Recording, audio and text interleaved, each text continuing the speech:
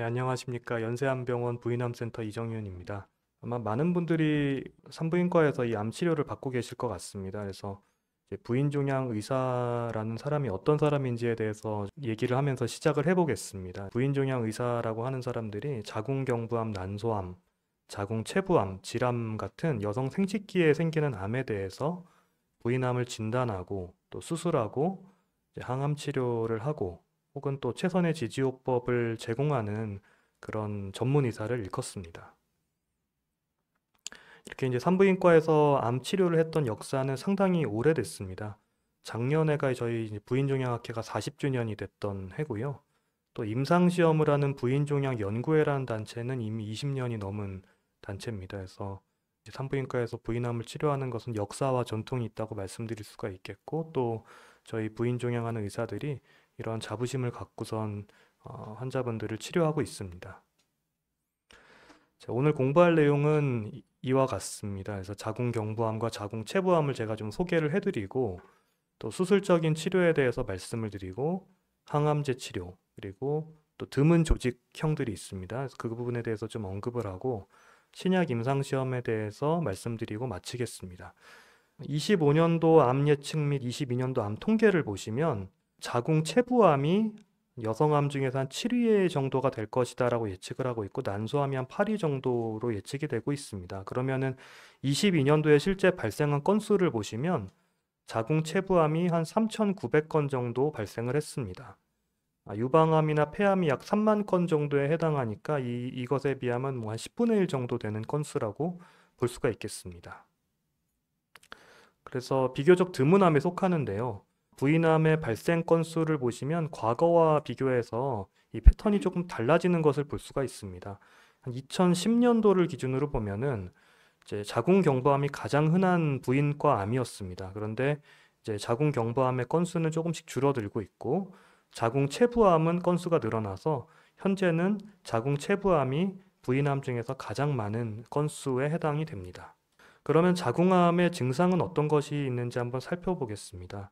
자궁암의 대표적인 증상은 비정상 출혈입니다. 그래서 폐경 전에 생리와 다른 비정상 출혈이 있거나, 혹은 폐경 후에 폐경이 됐는데도 질출혈이 있는 경우에는 비정상 출혈이라고 얘기를 할 수가 있겠고, 이런 경우에는 자궁경부, 자궁내막을 포함한 부인과적인 검사를 반드시 받아야 되는 적응증이 되겠습니다. 여성 생식기 구조를 한번 모식도로 살펴보면 이제 자궁과 나팔관, 난소가 있고요. 이 자궁은 자궁의 입구인 자궁경부와 자궁의 몸통에 해당하는 자궁체부로 구별을 할 수가 있습니다. 그래서 자궁경부에 암이 발생을 하면은 자궁경부암이 되는 것이고, 자궁내막에 암이 발생을 하면은 자궁내막암이 되고, 자궁체부, 자궁의 몸통에 발생을 하는 근육암을 일컬어서 자궁육종이라고 말씀드릴 수가 있겠습니다. 이 암 치료의 원칙을 보면은 적절한 치료법이 적절한 시기에 들어가야 되는데, 대표적인 치료법이 이제 수술이 있겠고요. 또 방사선 치료가 있겠습니다. 그리고 병을 또 이제 저희가 주사 치료를 하는 경우가 있는데, 그게 이제 항암 치료, 또 표적 치료, 먹는 약 중에서도 또 호르몬 치료에서 이런 전신 치료들이 있습니다. 요 이제 수술, 항암 치료, 표적 치료, 호르몬 치료에 해당하는 부분을 이제 부인종양 의사들이 담당을 하고 있습니다. 부인과 암 자체가 좀 드문 질병에 속하기 때문에 이 병의 전체적인 과정을 잘 아는 의사들이 이렇게 보는 것이 아닌가 하는 생각을 저는 하고 있고요. 이제 자궁경부암의 수술부터 좀 말씀을 드려보겠습니다. 이 수술적인 부분은 뭐 개인마다 또 의사마다 조금씩 의견이 다를 수가 있겠지만, 이제 제 의견을 좀 포함해서 말씀을 드리겠습니다. 자궁경부암의 수술에 있어서는 이제 초기 저위험군인 경우에는 이제 단순 절제, 자궁을 넓게 자르는 근치적 자궁 절제가 아니라 단순 절제만 해도 효과가 괜찮다라는 연구 결과가 이미 보고가 돼 있고요. 특히 자궁경부암이 이제 최근에는 젊은 분들에서 많이 발생을 하고 있기 때문에 자궁경부암이 있을 때 가입력 보존을 원하는 경우, 추후 자궁을 보존하고 임신을 원하는 경우에 있어서는 근치적인 자궁경부 절제술을 시도해 볼 수도 있습니다. 그리고 이제 수술 방법에 대해서는 이제 전통적으로 저희가 해왔던 개복 수술이 있고요. 또 이제 복강경이나 로봇 수술이 있습니다. 이 경우는 이제 자궁경부암을 저희가 가입력 보존한 그런 경우가 되겠는데요. 이렇게 보시는 것처럼 자궁 경부에 암이 생겼는데 자궁 경부 목절제술을 해서 자궁을 보존하고 이제 자궁 체부와 질을 이제 연결한 그런 경우가 되겠습니다. 그 수술하고 2년 후에 임신을 하셨고요. 37주에 건강히 출산을 했습니다. 그래서 좋은 예를 말씀드렸습니다. 자궁 경부암의 최소 침습 수술에 대해서 좀 말씀을 드리겠습니다. 이제 암 관련한 내용들을 보시다 보면은 이제 생존 곡선이라는 것을 종종 보게 되시는데요. 이게 이제 대표적인 생존 곡선입니다. 이 X축, 가로축을 보시면은 시간입니다. 시간에 따라서 이제 세로축은 얼마나 많은 사람들이 재발을 했냐라는 것이 되겠는데요. 이제 100명에서 시작을 해서 재발을 하면 할수록 점점 이제 내려가게 됩니다. 근데 보시면 이제 개복 수술과 복강경 수술을 비교한 무작위 삼상 연구 결과인데요. 개복 수술이 그래프가 더 위에 있는 것을 볼 수가 있습니다. 그 얘기는 복강경 수술을 한 경우에 재발률이 조금 더 높았다라는 것을 보고한 사실 뭐 충격적인 결과였습니다. 이제 비율로 보면 한 3.7배를 더 재발한다라고 말씀드릴 수가 있겠습니다. 사실 대부분의 이 암 치료에서 개복 수술과 복강경 수술은 차이가 없었습니다. 근데 이 자궁경부암에서 이런 결과가 나오면서 사실 이제 저희 같은 이 부인중형 의사들이 충격에 빠지게 됐고 이 결과를 어떻게 해석할 것이냐에 따라서 다양한 의견이 있었습니다. 자궁경부에 병이 있는데 저희가 이제 복강경 수술을 할 때 자궁 거상기라는 기구를 사용을 하게 됩니다. 개복 수술할 때는 이런 기구를 사용하지 않았었거든요. 그래서 이 자궁경부암 수술을 할 때 경부에 병이 있는데 경부를 복강경 수술을 하기 위해서 배 안에서 이렇게 당기지를 못하니까 아래에서 밀어 올리는 식으로 수술을 하게 되는데 그러다 보면 암이 이제 부서지거나 혹은 그 부서진 암들이 배 안으로 들어가서 재발률이 높아지는 게 아닐까라는 이런 가설들이 있습니다. 자궁 내막암의 경우에 있어서는 초기 위험군에서는 림프절 절제술을 생략하고 감시림프절 수술을 하는 경우들이 또 많고요. 최근에 자궁 내막암도 역시 젊은 사람들에서 많이 발생을 하고 있습니다. 그래서 자궁을 보존하기를 원하는 경우가 있는데 이러한 경우에는 고용량 호르몬 치료를 해서 자궁을 보존하는 시도를 하게 됩니다. 역시 자궁 내막암도 수술 방법에 있어서 개복 수술과 복강경 수술, 로봇 수술이 있습니다. 이제 복강경 수술이 개복 수술과 무작위 삼상 연구를 했을 때 결과가 같다라는 보고가 있어서 열등하지 않다라는 보고가 있어서 복강경 수술도 표준요법으로 사용이 되고 있습니다. 하지만 복강경 수술할 때 역시 또 자궁 내막암에서도 자궁 거상기라는 것을 사용을 하고 있는데요. 이 자궁 거상기를 사용하는 것이 예후에 영향을 주느냐 아니냐에 대해서는 아직 상위의 근거 수준의 연구는 아직은 없습니다. 그러나 한 2,600명 정도를 대상으로 한 후양적 연구 결과를 보시면 자궁 거상기를 사용한 경우가 재발률이 높아지는 것을 볼 수가 있습니다. 특히 초기암에 있어서 더 그렇습니다. 그래서 이런 결과들을 봤을 때는 복강경 수술을 하는 경우에는 물론 이제 대부분의 국내 교수님들이 수술을 너무 잘하시지만 조금 더 보수적으로 접근을 해야 되고 개복 수술과 같은 방식으로 복강경 수술을 해야지만 예후에 영향을 주지 않을 것 같다라는 그런 저는 의견을 갖고 있습니다. 아까 말씀드렸던 것처럼 자궁 거상기를 사용하게 되면 이제 자궁 내막에 병이 있는데 이 자궁 거상기로 인해서 암이 이렇게 부서지거나 배 밖으로 이렇게 누출되는 그런 경우들이 있을 수가 있습니다. 자궁 육종에 대해서 좀 말씀을 드리겠습니다. 자궁 육종은 사실은 수술해서 제거해서 병리학적인 소견을 보기 전까지 알기가 어렵습니다. 예를 들면 이제 왼쪽에 있는 사진 같은 경우는 누가 봐도 그냥 깨끗한 자궁이라고 생각을 하지만 자궁을 열어서 보면은 안에 육종이 있는 것을 알 수가 있겠습니다. 모양이 굉장히 무섭게 생긴 병 같지만 이건 혹시 나쁜 그런 육종이 아닐까라는 생각을 하게 되지만 최종적인 결과는 근종이었습니다. 그래서 이렇게 수술하는 동안에도 저희가 정확하게 알기가 어려운 경우가 많습니다. 이 스토리는 굉장히 유명한 스토리인데요. 이제 2013년도에 미국에 계신 마취과 의사분이 복강경 근종 수술을 받았습니다. 그런데 이제 최종적인 결과가 육종암으로 나온 것입니다. 근데 이제 이 근종 수술을 할 때 저희가 예전에는 어떤 방식으로 수술을 했었냐 하면은 근종이 큰데 복강경 구멍으로 이 근종을 빼내야 되기 때문에 이 근종을 갈아서 뺐습니다. 여기 보시면은 이제 가는 과정인데요. 근종을 그렇게 되면 아무리 조심을 해도 근종은 배 안에 튀게 됩니다. 근데 이게 심지어 육종이었기 때문에 이 육종암이 배 안에 남아서 재발을 하게 됐고, 그래서 이분은 약 3년 정도 후에 사망을 하시게 됐습니다. 그래서 이 사건이 있으면서 이 남편분은 흉부외과 의사분이셨는데요.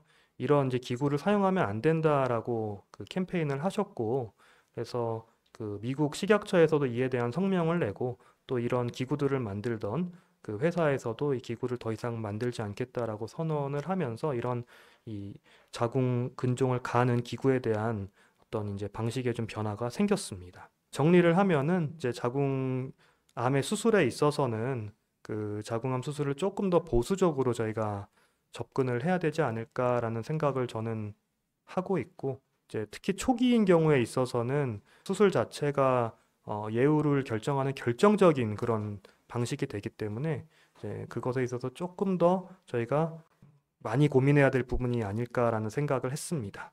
다음은 이제 항암 치료 관련한 부분이 되겠습니다. 자궁암에서 주로 사용하는 약제는 보시는 파클리탁셀, 시스플라틴, 카보플라틴, 독소루비신 이런 약제들이 있는데요. 이제 파클리탁셀은 경험해 보신 분들은 아시겠지만 100% 탈모가 오고요. 또 한 95% 정도는 신경 독성이 생깁니다. 손발이 저리게 되고요. 또 백혈구가 잘 떨어지는 약입니다. 자궁경부암에서 아직 많이 사용하고 있는 시스플라틴은 구토와 신경 독성이 있는 약이 되겠습니다. 독소루비신이라고 하는 약은 특징적으로 심독성이 있기 때문에 어느 용량 이상은 저희가 사용하지가 않게 됩니다. 자, 그러면 이제 표적 치료라고 하는 것은 무엇일까요? 이제 세포독성 항암제라고 하는 것은 암세포도 공격하지만 분열을 빨리 하는 정상세포도 함께 공격을 하기 때문에 증식이 빠른 다른 정상세포도 손상을 받고 부작용이 발생하게 됩니다. 그러나 이제 표적 항암제는 이론적으로 암이 가지는 특정한 표적 인자만을 골라서 공격을 하기 때문에 약효를 높이면서 부작용을 상대적으로 줄일 수가 있겠습니다. 항암제를 그냥 이해하시기 쉽게 이렇게 이제 비교를 해보면요. 이제 우리가 기존에 알고 있는 세포독성 항암제가 있고, 암의 원인 물질을 공격하는 표적 항암제가 있겠고요. 또 최근에 들어서 이제 면역 항암제라고 하는 것이 있는데, 실제로 이제 이름은 면역 관문 억제제가 되겠습니다. 그래서 암을 직접 공격하는 것이 아니고 암 주변에 있는 림프구들을 활성화시켜서 이 림프구들이 암을 잡아먹게끔 하는 그런 치료법이 되겠습니다. 네, 자궁경부암의 항암 치료에 대해서 말씀을 드리겠습니다. 자궁경부암도 다른 암과 마찬가지로 기수가 높아질수록 치료하기가 어렵습니다. 1, 2인 경우에는 5년 생존율이 90% 정도로 수술을 잘하면 재발을 하지 않지만 기수가 늘어남에 따라서 치료하기가 점점 어렵게 되고요. 이제 4기인 경우에는 굉장히 치료가 어렵습니다. 그러니까 5년이 됐을 때 한 10%가 생존하기가 어렵다라고 말씀드릴 수가 있겠습니다. 국소 진행성 자궁경부암, 즉 원격 전이가 되지 않은 경우에 있어서는 표준 치료가 방사선 항암 치료입니다. 근데 이 방사선 항암 치료를 할 때 면역 항암제를 추가해서 하는 무작위 3상 연구가 발표가 됐고요. 이게 이제 A18 연구라고 하는 것인데요. 이 결과에서 방사선 항암 치료를 할 때 면역 항암제를 추가했더니 예후 개선이 됩니다. 그러니까 방사선 항암 치료만 해도 효과가 좋은데 이 경우에 역시 한 2년 정도가 되면 40% 정도가 재발을 하게 되는데 무진행 생존율을 개선해주는 그런 효과가 있었습니다. 그리고 이제 진행성 재발성 자궁경부암의 경우에 있어서는요, 이제 굉장히 치료하기가 어렵습니다. 진행성 재발성 1차 치료로는 이제 그동안에 알려진 바로는 1년이 지나기 전에 반 이상이 재발을 하고 2차 치료 이상에서는 약제 반응률, 기존의 항암제 치료가 한 10% 정도의 반응률 정도고 무진행 생존율이 3개월, 여기서 이제 1년이 지나면 반 정도는 사망을 하는 아주 치명적인 상태가 됩니다. 그래서 이제 진행성 재발성 암을 치료할 때는 제가 생각할 때는 치료 목표가 다릅니다. 그래서 확률이 가장 높은 방향으로 선택을 해야 되고 치료 옵션을 많이 제시할 수 있어야 합니다. 이제 그 중에 한 가지 방법이 임상시험인데 저희가 이제 임상시험을 볼 때는 여러 가지 요소를 고려해야겠지만 이제 기존 치료와 비교해서 확률적으로 좀 더 가능성이 있으면 적극적으로 고려해 보는 것도 방법이 되겠습니다. 진행성 재발성 자궁경부암의 1차 치료는 항암제와 아바스틴 요법이 그동안의 표준 치료법이었는데 거기에 이제 면역 관문 억제제를 추가했을 때 무진행 생존율과 생존율을 개선하는 효과가 있었습니다. 그래서 이렇게 쓰는 것이 현재는 표준 치료가 되겠습니다. 이제 재발성 자궁경부암에서 항체약물 접합체라고 하는 일종의 표적 항암제가 쓰이기 시작했는데요. 이제 엔허투라고 하는 이제 표적 항암제가 되겠습니다. 이 경우는 이제 제 환자분의 경우가 되겠는데요. 자궁경부암이 재발을 하셨습니다. 그래서 1차 치료로 항암 치료를 받으셨는데 재발을 하셨고 이제 저희 기관에 폐전이가 돼서 오셨습니다.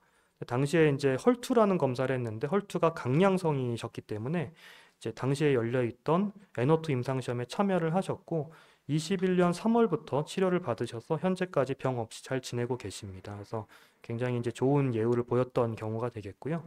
그동안에 그 엔허투의 임상시험에서 결과를 살펴보면은 헐투가 3양성, 그러니까 강양성인 경우에 있어서 반응률이 75%에 해당을 합니다. 굉장히 효과가 좋았다라고 말씀드릴 수 있겠습니다. 자궁경부암의 항암제를 좀 정리해 보면은 제가 그 진료실에서 바이오마커 검사를 하는 것은 PD-L1이라고 하는 면역 마커, MMRD라고 하는 면역 마커, 헐투라고 하는 표적 마커를 보통 이제 검사를 하고요. 이 결과에 따라서 약제를 좀 선택을 하게 됩니다. 그래서 국소 진행성 자궁경부암 경우에 있어서는 이제 방사선항암 치료를 하면서 면역항암제를 사용해 보려고 노력을 하고 있고요. 진행성 재발성 경우, 이제 원격 전이가 있는 경우에 있어서는 1차 치료로서 탁솔, 시스플라틴 혹은 카보플라틴에다가 아바스틴을 사용을 하고 면역 관문 억제제인 이제 키트루다나 테센트릭을 같이 쓰는 요법을 적극적으로 고려하고 있습니다. 만약에 이런 1차 치료를 했는데도 재발한 경우에 있어서는 이제 면역 관문 억제제를 사용하지 않았다면은 면역 관문 억제제를 사용을 했고 헐투가 양성인 경우에 있어서는 엔허투라는 항암제를 사용해 볼 수가 있겠습니다. 이제는 자궁 내막암에 대해서 말씀드리겠습니다. 우리가 이제 이 병에 대해서 점점 잘 알게 됨에 따라서 기존에는 저희가 자궁내막암을 한 개의 질환으로 생각을 했었는데 이 병을 잘 알게 되니까 자궁내막암은 굉장히 복잡한 병이었고 분류가 잘 되는 병이었습니다. 그래서 자궁내막암에 대해서 저희가 이제 설명드리기 전에 한 가지 꼭 아셔야 될 거는 복구 불일치 결핍이라는 게 있는지 없는지에 따라서 치료 방향이 많이 바뀐다라는 것입니다. 자궁내막암이 이제 1기에서 3기인 경우에 있어서 위험인자에 따라서 수술을 하고 위험인자에 따라서 보조 치료를 하게 되는데 이 경우에 있어서는 방사선 치료를 할 수도 있고 항암제 치료를 할 수도 있습니다. 근데 항암제 치료는 현재 이제 조직학적인 형태에 따라서 하냐 분자학적인 분류 형태에 따라서 하냐는 좀 복잡한 내용들이 있는데요. 아직은 통일이 안 된 상태고 자궁내막암의 보조 치료로서 면역항암제를 추가하는 것은 일반적으로 적용하기는 현재는 어렵겠습니다. 진행성 재발성 자궁내막암의 항암치료, 즉 원격 전이가 있는 경우에 있어서는요. 1차 치료를 했을 때 1년 정도가 지나면 한 반 정도 환자는 재발을 합니다. 그리고 2차 치료 이상인 경우에 있어서는 약제 반응률이 좋지가 않고 역시 한 10% 정도에 해당이 되고 1년 정도가 지나면 반 정도의 환자분은 사망을 합니다. 굉장히 치명적인 상태라고 할 수가 있겠습니다. 따라서 이 병에 대해서 저희가 잘 이해해야지만 이런 어려운 상황을 극복할 수가 있겠고요. 사실 저희가 이제 진료실에서 만나는 경우에 있어서 대부분의 암과의 싸움이 그렇게 용이하지는 않고 쉽지는 않습니다. 네, 그렇지만 이제 이런 상황을 돌파하기 위해서 여러 가지 노력을 당연히 해야겠습니다. 아까 자궁내막암에서 중요한 거 꼭 기억해야 될 것 중에 하나가 이제 불일치 복구 결핍이라고 하는 것인데요. 자궁내막암 환자 중에 한 5명 중에 1명이 있습니다. 이것은 이제 DNA를 교정하는 기능이 고장나서 암이 생긴 분이 되는 건데요.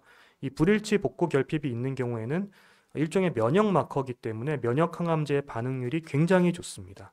암종에 관계없이 불일치 복구 결핍이 있으면 면역 관문 억제제의 반응을 굉장히 잘하게 되는데 이제 보시는 것처럼 다양한 임상 연구에서 기존의 항암 치료에다가 면역 관문 억제제를 사용을 추가를 했더니 이 생존 곡선이 다 위로 올라가는 것을 볼 수가 있습니다. 이거는 약제와 관계없이 다 효과가 좋았습니다. 그래서 불일치 복구 결핍이 있는 자궁내막암이다라고 하면 면역 관문 억제제를 사용하는 것을 꼭 고려해 봐야겠습니다. 자궁내막암에서도 바이오마커 기반의 표적 항암제, 면역 항암제 시대가 열려서 이런 이제 복구 불일치 결핍이 있으면 면역 관문 억제제를 적극적으로 고려해 보아야겠습니다. 이제 불일치 복구 결핍이 정상인 경우 80%에 해당하는 대부분의 환자분에 있어서는 면역 관문 억제제를 추가했을 때 효과가 있지만 그게 충분하지는 않습니다. 요 밑에 이제 생존 곡선이 좀 작지만 이렇게 보시면은 이 그래프가 많이 벌어지지는 않는 것을 볼 수가 있는데요. 효과는 있지만 충분한 효과는 아니었다라고 말씀을 드릴 수가 있겠습니다. 아까도 말씀드린 것처럼 복구 불일치 결핍이 있으면 면역 관문 억제제를 사용을 하는데 이 우리가 이렇게 면역 관문 억제제 열광을 하는 이유는 반응률이 좋진 않지만 일단 반응이 오면 그 반응이 지속되기 때문입니다. 그래서 예를 한번 살펴보겠습니다. 자궁 내막암 환자분의 사례가 되고요. 3기로 이제 진단이 되셨고 수술을 하셨고 항암 치료를 6번 했습니다. 1년이 조금 지나서 재발을 했는데 조직 검사를 했더니 복구 불일치 결핍이 발견이 됐습니다. MMRD라고 하는 것이고요. 그래서 이제 면역 항암제를 면역 관문 억제제를 시작을 했습니다. 이게 치료 전의 사진이고 이게 이제 치료 후의 사진인데 간 주변에 있던 이런 종양들이 전부 사라진 상태를 확인할 수가 있습니다. 그래서 이분은 2020년도부터 현재까지 병 없이 잘 지내고 계시고 다만 이제 면역 관문 억제제 부작용으로 인해서 약제는 중단이 된 상태가 되겠습니다. 자궁 내막암에서도 역시 이제 항치약물 접합체인 NO2를 현재 사용할 수가 있는데요. 이제 헐투라고 하는 것이 이제 강양성이었던 이제 환자분이셨는데요. 이분도 역시 수술을 받고 항암 치료를 받았는데 다발성 폐전이가 돼서 오셨고, 그래서 자궁 내막암에서도 보시는 것처럼 반응률이 굉장히 이제 좋았던 것을 볼 수가 있습니다. 그래서 강양성인 경우에 있어서 한 84%, 그러니까 10명 중에 8명 이상이 반응을 하는 아주 좋은 결과를 이제 보여주었습니다. 자궁 내막암에 대해서 항암제를 좀 정리해 보면요. 이제 1차 치료를 봤을 때 기존의 항암제에다가 면역 관문 억제제를 이제 사용할 수가 있겠고요. 이것은 이제 불일치 복구 결함이 있건 없건 가능합니다. 그런데 이제 그 불일치 복구 결함이 없는 경우에 있어서는 유지요법으로 면역 관문 억제제와 표적 치료제를 같이 사용하는 요법도 현재 고려해 볼 수가 있겠습니다. 이제 장액성 자궁 내막암 경우에 있어서는 이제 헐투가 양성인 경우에 허셉틴을 사용할 수 있는 요법이 있습니다. 이제 2차 치료로는 면역 관문 억제제들이 사용할 수가 있겠고요. 또 복구 불일치 결핍이 정상인 경우에 있어서는 면역 관문 억제제와 표적 항암제인 렌비마를 병용으로 사용할 수도 있습니다. 또 항체약물 접합체인 NO2를 적용해 볼 수도 있겠습니다. 그리고 이제 호르몬 치료도 고려해 볼 수가 있는데요. 그 외래에서 제가 이제 환자분을 볼 때 MMRD라고 하는 면역 마커, 헐투라고 하는 표적 마커, 그다음에 ERPR이라고 하는 호르몬 수용체를 검사를 보통 제가 하고요. 이 결과에 따라서 약제를 좀 선택을 하고 있습니다. 이제 호르몬 수용체가 양성인 경우에 있어서는 이제 호르몬 약제를 병용으로 또 사용을 해볼 수도 있겠습니다. 자궁 육종의 경우에 있어서는 치료하기가 굉장히 어려운 병 중에 하나인데요. 이제 평활 근육종 같은 경우는 1차 치료로 기존의 그 표준 치료했던 아드리아마이신에다가 윤델리스라고 하는 약제를 사용을 해서 생존율 개선을 시도해 볼 수가 있겠습니다. 그리고 이제 2차 치료로서는 면역 관문 억제제인 옵디보와 여보이의 이제 병용요법을 사용해 볼 수가 있고요. 연조직 육종인 경우에 있어서는 2차 치료로 윤델리스나 이제 보트리엔트 그리고 MMRD라는 그 복구 불일치 결핍이 있으면 면역 관문 억제제를 쓸 수가 있고 또 3차 치료로서는 표적 항암제 중에 한 가지인 스티바가를 쓸 수도 있겠습니다. 그리고 이제 자궁 암육종이라고 하는 게 있는데요. 이제 암과 육종이 합쳐져 있는 혼합암인데 이제 2차 치료로서 헐투가 양성인 경우에 있어서는 역시 이제 NO2라고 하는 표적 항암제, 항치약물 접합체를 사용해 볼 수가 있겠습니다.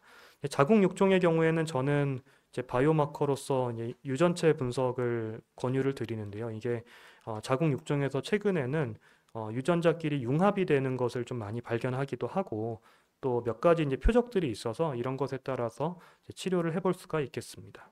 네, 이제 공부할 내용들을 거의 했는데요. 이제 드문 조직형에 대해서 좀 말씀을 드리겠습니다. 사실 이제 신경 내분비 암이나 이제 위암 아형들이 있는데 자궁 경부에서 발생하는 경우가 대부분이고 사실 또 역시 이제 치료하기 굉장히 어렵습니다. 기존의 항암제가 자궁 경부암 항암제랑은 좀 다르게 이제 에토포사이드 시스플라틴이라는 항암제를 기본으로 시작을 하게 됩니다.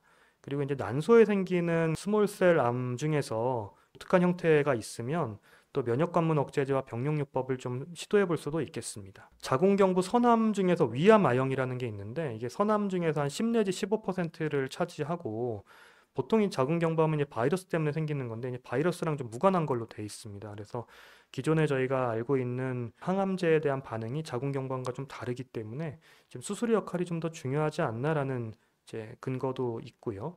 또 일부에 있어서는 유전 증후군하고 좀 관련도 있고 또 이 암 아형에서는 헐투 발현이나 이제 케이라스란 돌연변이가 발견되기도 하기 때문에 이런 표적을 가지고 치료를 시도를 하고 있습니다. 다만 이런 이제 드문암 경우에 있어서는 아무래도 좀 관심이 좀 부족하고 또 치료 약제도 제한적이기 때문에 사실 상당히 좀 치료하기가 좀 어렵기도 하고 이 자료를 제가 준비하면서 좀 생각했던 거는 아무래도 이런 이제 드문 아형에 대해서 저도 좀 더 관심을 가지고 좀 연구를 더 해야겠다라는 생각을 하게 됐습니다. 마지막으로 이제 신약 임상 시험에 대해서 좀 말씀드리고 마치겠습니다. 재발성 자궁암에서 신약 임상 시험은 약제로 이렇게 분류해 볼 수가 있겠습니다. 그래서 항체약물 접합체가 역시 자궁암에서도 중요한 역할을 하고 있고요.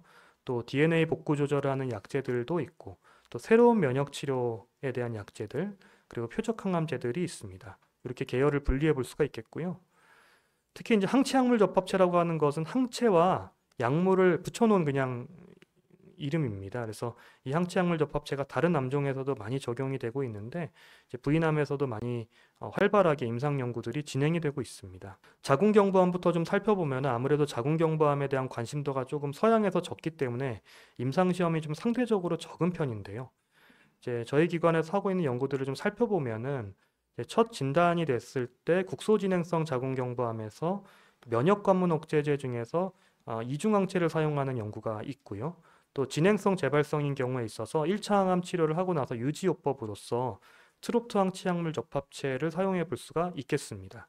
그리고 재발했을 때가 더 문제가 될 것 같은데 재발했을 때 이제 그 트롭트 항체약물 접합체를 이제 사용하는 삼상 연구가 있고 또 새로운 면역 치료를 고려할 수도 있겠습니다. 그래서 트롭트 항체약물 접합체를 실제로 했던 경우를 좀 살펴보면은요, 4기 환자분이셨고 이제 항암과 면역 치료를 하셨는데 병이 재발을 했습니다. 그러니까 1차 치료는 항암제와 면역 관문 억제제를 사용하는 것이라고 했고요. 그래서 올해 1월부터 트롭트 항체약물 접합체를 가지고 임상 연구에 참여하셨는데요.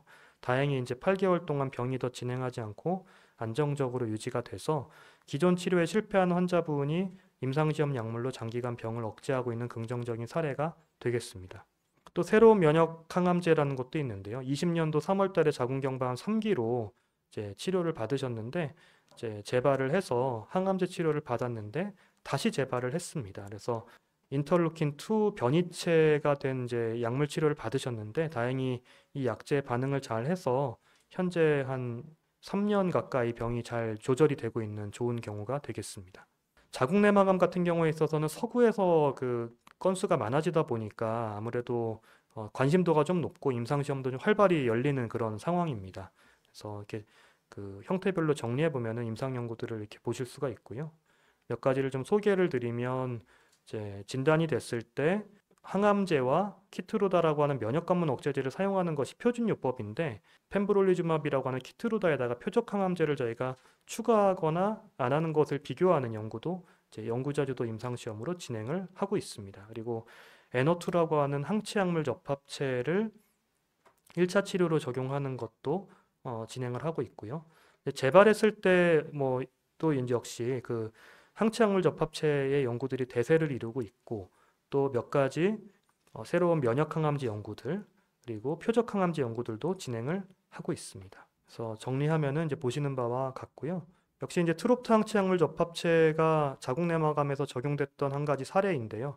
24년도에 이제 수술을 받으시고 항암제와 면역요법을 받으셨는데 이제 안타깝게도 재발을 한 그런 경우가 되겠습니다. 그래서 이제 2차 요법으로 항체약물 접합체를 투여를 받으셨고 트롭트 항체약물 접합체가 현재까지 잘 효과를 보면서 이제 그 림프절에 전이됐던 것이 크기가 감소한 상태로 잘 유지가 되는 이제 그런 경우가 되겠습니다. 그리고 이제 그 한 가지 이제 표적 항암제인데요. 항암도 치료도 받으시고 면역 항암제 치료를 받으면 굉장히 이제 약제가 없게 되는데 이제 이 표적 항암제, 이 7386이라고 하는 표적 항암제를 가지고 저희가 치료했던 결과들을 보면은 올해 미국 임상암학회에서 발표된 결과를 살펴보니까 이제 30명 환자를 대상으로 봤을 때 한 33%의 좋은 반응률을 보여주었고 이전에 이제 렘바티닙이라고 하는 표적 항암제를 받지 않은 환자분 중에서는 한 반 정도, 50%의 반응이 있는 좋은 결과를 보여주었습니다.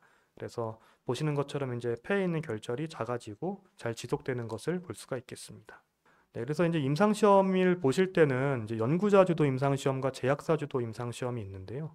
이제 제약사 주도 임상시험은 앞에서 소개해드렸던 대부분의 연구에 해당합니다. 그래서 제약사가 연구의 과정을 진행하는 것이 되겠고, 연구자주도 임상시험은 제약사가 커버하지 못하는 그런 부분에 대해서 연구자가 연구의 과정을 진행하는 그런 형태의 연구가 되겠습니다. 그러면 연구자주도 임상시험은 왜 필요하냐? 대부분 이제 계약사주도 임상시험은 호발함에 집중을 하고요. 그리고 재발함에서 제약사주도를 잘 안 하려고 합니다.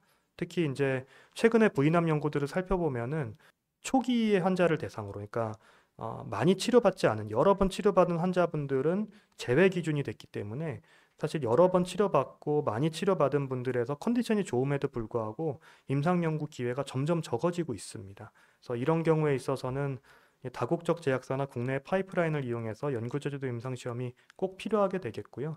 하지만 이 과정이 굉장히 힘들고 돈이 많이 들기 때문에 또 어려움이 있습니다. 그래서 한 가지를 좀 소개해 드리면은 저희가 이제 면역관문 억제제는 효과가 좋다라는 걸 말씀을 드렸는데 복구 불일치 결핍이 있는 자궁 내막암 환자분에서 이 약제를 굉장히 초기에 적용을 하는 거죠. 종양이 작을 때 1차 치료로 불일치 복구 결핍이 있는 바이오마커가 맞는 환자에서 사용해 보면 어떨까라는 이제 연구자주도 임상 시험이고요. 이게 이제 미국 부인종양학회에서 올해 발표됐던 내용입니다. 그래서 좀 복잡한데요. 이 내용을 정리를 하면은 15명의 환자에서 12명은 6사이클로 면역관문 억제제 투여로 종양이 모두 사라졌다. 3명은 부분 관해가 됐고요. 종양이 사라진 12명 중에서 7명은 수술을 받지 않았습니다. 그리고 현재까지 재발한 환자분은 없습니다. 이제 케이스를 한번 보시면은 3기씨, 그러니까 자궁 내막에도 병이 있고 림프절에도 병이 있는 그런 환자분인데 복구 불일치 결핍이 있어서 면역관문 억제제를 사용하는 치료를 받으셨고요. 6개월이 지난 시점에서 종양이 다 사라진 상태고 조직학적으로 확인했을 때도 종양은 이미 다 사라졌습니다. 그래서 이런 것을 봤을 때 특히 이제 젊은 여성에서 불일치 복구 결핍이 있는데 가입력 보존을 원하는 경우나 혹은 수술을 하기에 적절한 컨디션이 아닌 경우에 있어서는 적극적으로 고려해 볼 수 있지 않을까라는 생각을 하게 되었습니다. 임상시험의 득과실을 말씀을 드리겠습니다. 그래서 사실 이제 임상시험에 제가 좋은 부분만 쭉 설명을 드렸기 때문에 임상시험이 좋은 것이구나라고 생각하실 수도 있지만 사실은 임상시험은 항암 효과가 있다라고 주장하는 것과 승인되는 약제 사이에 있는 모든 과정입니다. 그래서 대부분은 사실은 임상시험을 통해서 효과가 없기 때문에 승인이 안 되고요. 혹은 효과가 있다고 하더라도 부작용이 너무 심해서 사용할 수가 없는 약입니다. 임상시험의 단계를 살펴보시면 각각 이제 임상시험의 단계에 따라서 목적이 있습니다. 일상연구는 약제가 안전한지에 대한 평가를 하는 것이고요. 이상연구는 안전한데 그럼 효과가 있느냐 이런 것을 보는 것이고, 삼상연구는 기존 효과와 비교를 하는 연구가 되겠습니다. 그런 임상시험은 환자 입장에서 어떤 이득이 있을까요? 신약 공급을 받을 수 있는 기회가 되고, 또 제약사주도 임상시험인 경우에 검사 비용을 지원해 드리고요. 삼상연구는 사실 이제 표준 치료랑 비교를 하기 때문에 대조군이 있거든요. 근데 대조군에 들어가게 되더라도 연구간호사가 면밀하게 관리를 하게 됩니다. 그리고 임상시험을 참여한다는 것은 사실은 이제 꿈을 이어간다라는 것이기 때문에 이것은 항상 중요할 것 같습니다. 환자 입장에서 손실은 사실 이제 약제가 공인된 약이 아니기 때문에 저희가 약에 대해서 다 알진 못합니다. 그래서 예상하지 못한 부작용이 생길 수가 있고, 또 임상연구 참여해 보셨던 분들은 아시겠지만 이제 굉장히 많이 검사합니다. 그리고 귀한 시간을 낭비할 가능성도 있습니다. 그래서 임상시험에 참여에 따른 득실을 잘 고려해서 연구에 대한 참여를 결정하셔야 될 것 같고요. 다만 이제 제가 꼭 말씀드리고 싶은 것은 이 병에 대해서 아는 것이 힘입니다. 그래서 내가 이 연구가 있고 어떤 치료법이 있는지 그거를 쭉 테이블에 놓고 가장 나에게 유리한 것을 선택을 하시기를 바라고요. 이게 시간이 지나고 나서 그런 기회가 내 자발적인 의지로 결정하는 것이 굉장히 중요하다고 생각을 합니다. 꼭 말씀드리고 싶었던 걸 다시 한번 정리하면은 자궁암에 대해서는 적절한 수술을 받는 것이 매우 중요하고, 특히 초기에서는 수술적인 치료로 완치가 되기 때문에 수술적인 치료를 잘 받는 것이 중요하겠습니다. 그리고 항암제 치료하면서 부작용이 발생했을 때 담당 의료진하고 잘 상의를 해주시고, 또 표적 항암제 적응증 몇 가지가 있는데 이런 것이 적응증이 되는지 의료진하고 상의를 해보시고요. 또 표준 치료가 반응하지 않는 경우에 있어서는 참여 가능한 임상시험이 있는지 적극적으로 확인을 해보시기를 바라겠습니다.